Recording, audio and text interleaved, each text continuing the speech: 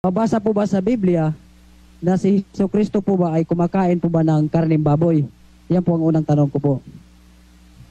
Pangalawa po, brother, mabasa po ba sa Biblia na ang karneng baboy ay pwede po bang ipakain sa tao? Litra por litra po, kung may mababasa. Maraming salamat. Alam mo kapatid, yung letra por letra ang sinasabi mo, mali yan. Ang Biblia kasi hindi letra por letra ang kanyang kabuuan. Maliligaw kapag ang hinahanap mo laging letra por letra. Ikalawang Korinto 3:6. Na sa amin naman ay nagpapaging sapat na mga ministro ng bagong tipan, hindi ng titik, kundi ng espiritu. Sapagkat ang titik ay pumapatay, datapwat ang espiritu ay nagbibigay ng buhay. Ayan, kita mo, no? Ang titik pumapatay. Pagka letra por letra ka, delikado kaligtasan mo, kapatid. Kasi ang bagong tipan, espiritual eh. Hindi letra por letra. Yung espiritual, hindi letra por letra yon. Hindi nakikita sa letra yung espiritu. Kaya yung bagong tipan na espiritual, na aral ni Kristo, hindi letra por letra.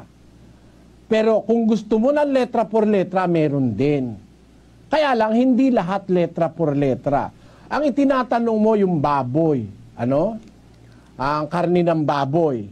Kung gusto mo, isama mo na pati taba. Kasi masarap daw yung taba eh. No? Yun naman langgunisa. Wala namang, hindi naman masarap pagka walang taba eh.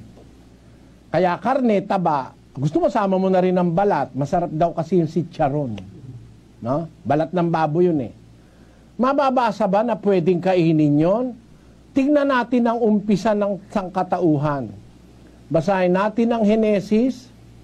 Ganito ang ating mababasa sa 9:3 ng Henesis. Bawat gumagalaw na nabubuhay ay magiging pagkain ninyo, gaya ng mga sariwang pananim na lahat ay ibinibigay ko sa inyo. Ngunit ang lamang may buhay na siya niyang dugo ay huwag ninyong kakanin. Sabi ng Diyos kay Noe, nung bata pa ang mundo, bawat gumagalaw na nabubuhay, magiging pagkain ninyo. Ano mo gusto mo, letra por letra? Ay, hahaba ang Biblia.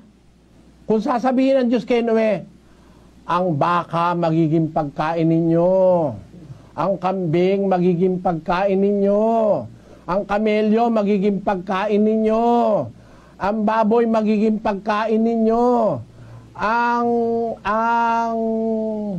tawag sa Kapampangan yung kamaro. Ang tawag doon, kuliglig lupa, magiging pagkain ninyo. Ang tipaklong magiging pagkain ninyo. Ang bubuyog magiging pagkain ninyo. Bawat gumagalaw daw sabi ng Diyos kay Noe, magiging pagkain ninyo. Nako hindi mo na dadalhin ang Biblia sa kapal, sa haba. Mabigat na. Kasi kaya nga ang Diyos kung magsabi ng order, general agad bawat gumagalaw na nabubuhay, magiging pagkain ninyo. Sabi yan kay Noe. Pero pagdating sa Israel, merong choices na sinasabi ang Diyos. Bawal silang kumain ng kamelyo, bawal silang kumain ng baboy, ng walang kaliskis, bawal silang kumain ng talaba, tahong, hipon, bawal. Maraming bawal sa Israel. Nang sila ay papasok na sa lupang pangako. Bawal, maraming bawal sa kanila.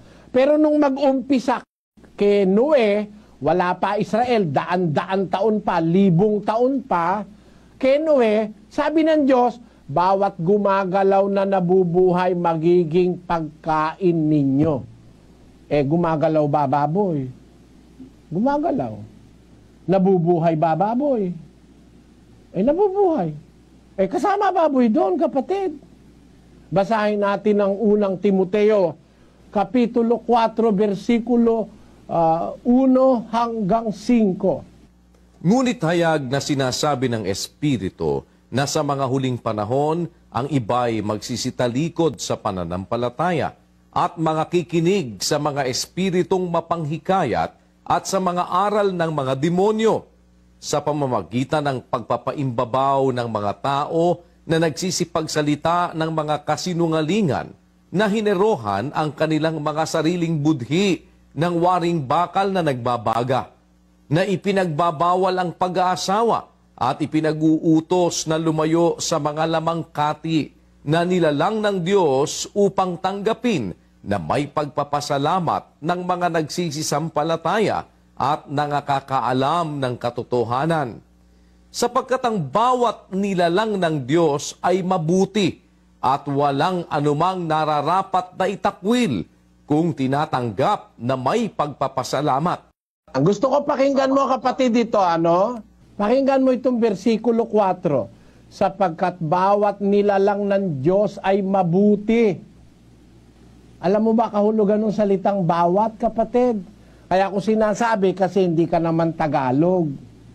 Ikaw ay taga Surigao, kaya gusto kong basahin ito sa Cebuano. Basahin natin ang sa Cebuano, ang 4:4. Kay ang tanan nga buhing binuhat sa Dios maayo, ug walay bisan unsa nga igasalikway, kung pagadawaton nga may pagpasalamat. Ayon. Kay ang tanan nga buhing binuhat sa Dios maayo.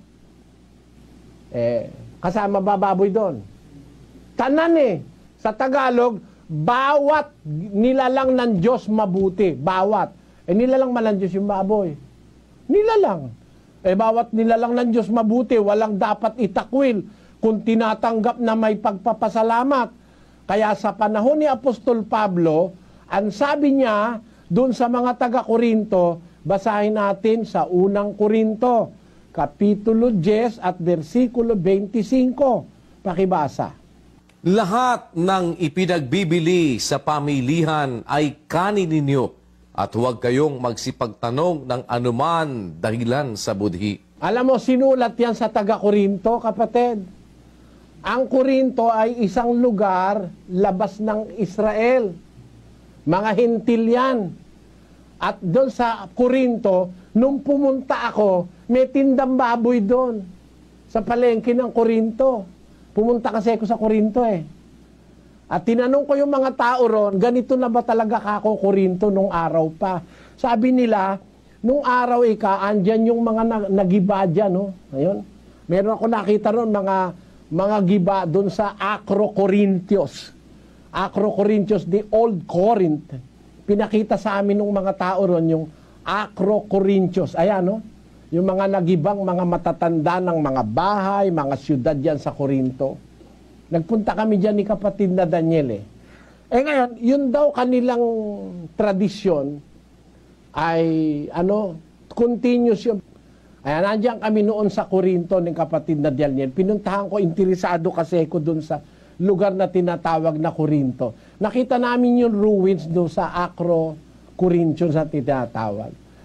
Ang mga tao pala doon, kumakain talaga ng baboy. Kasi hindi naman sila Israelite. No? Pakita mo nga yan i-close up mo. Acro-Corinthos. Ayan. Greek yan It's a place in Greece. Greek yung pagkakasalita na yung Acro-Corinthos. Ang ibig sabihin nung sabihin ni Pablo sa mga taga-Korinto, lahat ng ipinagbibili sa pamilihan, kanin ninyo. Ibig mo sabihin, walang baboy sa palengke ng Korinto? Hindi naman Israelita yan. Sa Israelita, binawal ang baboy Hindi naman sa mga labas ng Israel Kaya natitiyak ko kahit walang letra, kapatid, yung salitang lahat, may kasama baboy doon. Yung salitang bawat, kasama baboy doon. Bawat nilalang ng Diyos mabuti. Walang nararapat itakwil. Katunayan, sa orihinal ng pagkalalang, 1:31 ng Henesis, kapatid na Daniel. At nakita ng Diyos ang lahat ng kanyang nilikha. At narito, napakabuti. At nagkahapon at nagkaumaga ang ika-6 na araw. Nakita ng Diyos lahat ng kanyang nilikha. Narito, napakabuti. Meron bang masama ron? Lahat ng nilikha kasama baboy doon. Kasama pa nga ahas dun eh. Punta ka sa Angeles, yung ahas mabiling-mabili, kinakain. Punta ka sa Balintawak, meron dyan delicacy restaurant na exotic foods, musang, pusa, kinakain. Ha? Maraming mga pwedeng kainin eh. Nasa sayo lang kung kakain ka ng bayawak. Masarap daw yung bayawak eh. Kasama yun sa nilalang ng Diyos eh. Ako, ayoko lang talaga ng bayawak. At ayoko rin ng ahas. No? Kasi hindi naman nakasanayang kainin yung ahas eh, saka yung bayawak eh. Pero kung gusto mo kumain ng butik eh, pwede rin. Gumagalaw din yun eh. Alam mo bakit? Kaya ko sinasabi, kapatid, hikain kasi ako, asthmatic ako, may hika ako eh. Nung bata ako, sabi nung lola ko, gamot daw sa hika yung butike. Ang ginawa ng lola ko, humuli ng butike. Tapos inihaw, tapos ay pinakain sa akin. Nako, nasuka-suka ako, pero kung gusto kong gumaling sa hika, kinain ko yung butike. Hindi naman ako namatay, hindi naman ako nalason. Okay lang. Nasunod ko yung gusto ng lola ko. Ewan ko kung pamahiin yun. Biro mo yung butike, huhulihin, papakain sa 7 butike. Kaya, alam mo, hindi naman nakasama. Kasi sabi ng Biblia, ang bawat nilalang ng Diyos mabuti at walang nararapat itakwil kung tinatanggap natin na may pagpapasalamat. Kaya, para hanapan mo ako, kapatid, ng letra por letra, masama yan. Sino nagturo sa iyo niyan letra por letra? Mali yan. Sa aral ng Bagong Tipan, hindi letra por letra ang aral.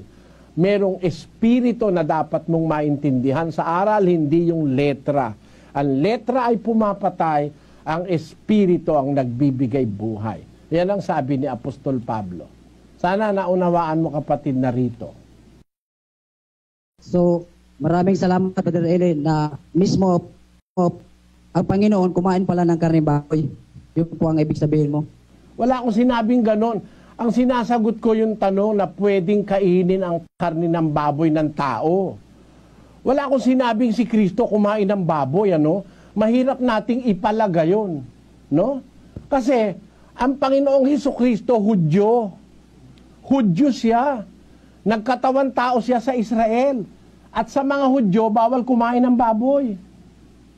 Bawal kumain ng baboy sa mga Hudyo. Bawal nga kumain ng tahong eh. Hipon, bawal kumain eh. Kaya tinan mo sa Biblia, wala kang mababasa si Kristo kumain ng hipon.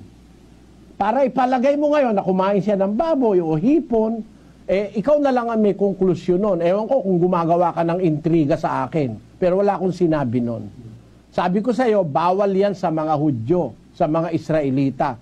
Baboy, walang kaliskis, walang palikpik, ang kamelyo,